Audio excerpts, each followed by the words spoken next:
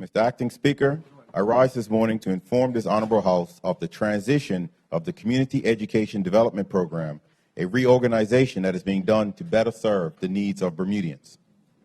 Mr. Acting Speaker, let me remind my honorable colleagues that the Community Education Development Program, or CEDP, was transferred from the Ministry of Social Development and Sport to the Ministry of Education and Workforce Development in July 2017. As CEDP is not a department, it was important to ensure effective placement of resources within the Ministry of Education and Workforce Development. Upon review of a feasibility study of the CEDP as undertaken by Government's Management Consultating Section, MCS, in 2016, and additional data supplied in December 2017, the statistical data revealed a declining trend in enrollment of courses offered, going from 2,505 clients in 2012-13 to 746 clients in 2017-18. Mr. Acting Speaker, it is within this context that I commissioned an operational review of the program with the purpose of assessing its continued relevance and determining the best course for moving forward, which supported the government's midterm education platform objective of aligning the Department of Workforce Development, the Community Education and Development Program, and libraries and archives with the Ministry of Education to ensure lifelong learning and accessibility to education. This operational review of the CEDP was undertaken by Management Consultating Section and completed in December 2017. Mr. Acting Speaker, this Honorable House may recall that the CEDP has been in operation as a community-based education program since 1979. Based on a Flint, Michigan model of community development, the CEDP delivered educational, recreational, and self-development courses. A more in-depth analysis of the data included in both the 2016 and 2017 MCS reviews showed that more CEDP courses are canceled than offered. Roughly 30% of the participants are non-Bermudian. Nearly 90% of the courses offered are sports or leisure related. Developmental courses are not credentialed. The average size of class is 8 participants at a cost to the government of $450 per person. Many other government departments, not-for-profit, and private organizations have encroached on the CEDP program areas. What their data did not reveal was whether the courses reached a group in need or if the right courses were being offered.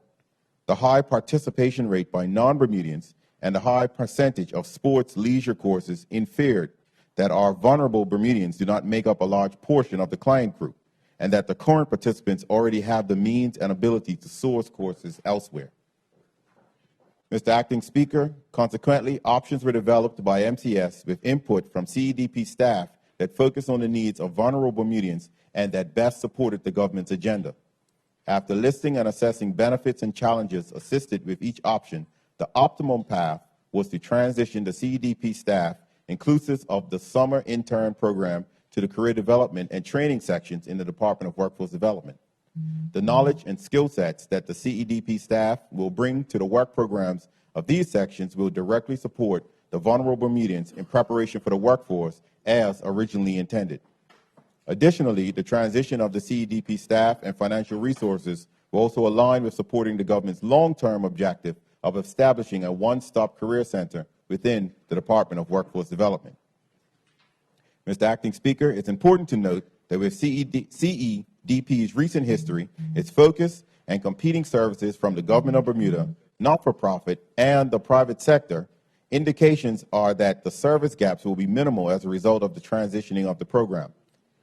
Nonetheless, a detailed communication strategy will be developed informing the general public of the various alternative programs and course providers that offer opportunities similar to what CEDP was offering.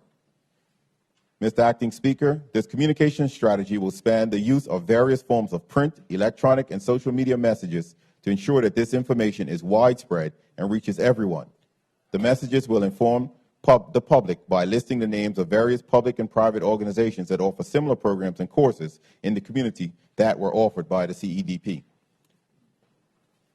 Mr. Acting Speaker, I remind this Honorable House that in 2016, CEDP had suspended their winter term program and provided the general public with alternative programs and courses. During this period, individuals were well served by the organizations that offered them, and we anticipate the same with the transitioning of the CEDP to within the Department of Workforce Development.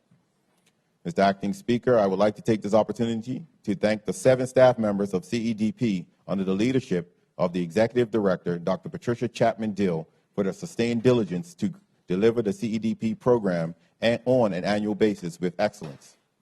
This is the same level of commitment that will now be transferred to supporting and preparing the wider group of our Bermudians with the necessary skills to take advantage of both current and future job opportunities. Mr. Acting Speaker, these are exciting times ahead for the Bermuda workforce, and this government will ensure that a sound and living workforce development plan is in place to effectively prepare our people for the world of work. Thank you, Mr. Acting Speaker.